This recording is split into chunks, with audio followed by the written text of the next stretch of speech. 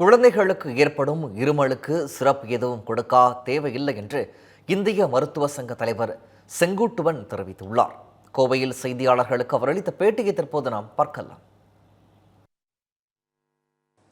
மத்திய பிரதேசத்தில் நடந்த பிரச்சனை என்ன, காஃப் சிரப் ஒரு டாக்டர் ப்ரிஸ்கிரைப் பண்ணியிருக்கிறாரு. அது ப்ரிஸ்கிரைப் பண்ணுறது வித்தின் 24 ஹவர்ஸ்லேயே மோர் தென் 41 சில்ட்ரன்ஸ் இறந்து விட்டார்கள்.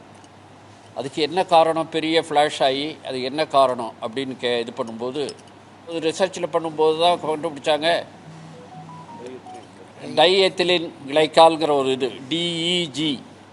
அந்த டைஎத்திலின் கிளைக்கால் என்ன, வாட் இஸ் த பேஸ்னா, it is a basic toxic very highly dangerous solvent.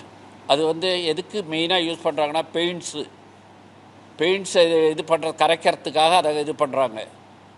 வர்றவங்க என்ன பண்ணுவாங்க, காஃப் சிரப்பு கட்டாயம் எங்களுக்கு எழுதி கொடுங்க, ரொம்ப இருமல் தாங்க முடியலன்னு சொல்லுவாங்க.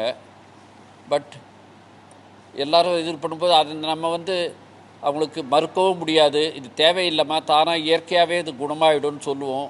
இருந்தாலும் தாய்மார்கள் கூடு வருகின்ற குழந்தையினுடைய பெற்றோர்கள் அவர்கள்லாம் எம்ஃபசைஸ் பண்ணுறதால காஃப் சிரப்பு எழுதுவோம். அது லிமிட்டடாக என்ன டோஸ் கொடுக்கணுங்கிறத பற்றி கரெக்டாக சொல்லுவோம்.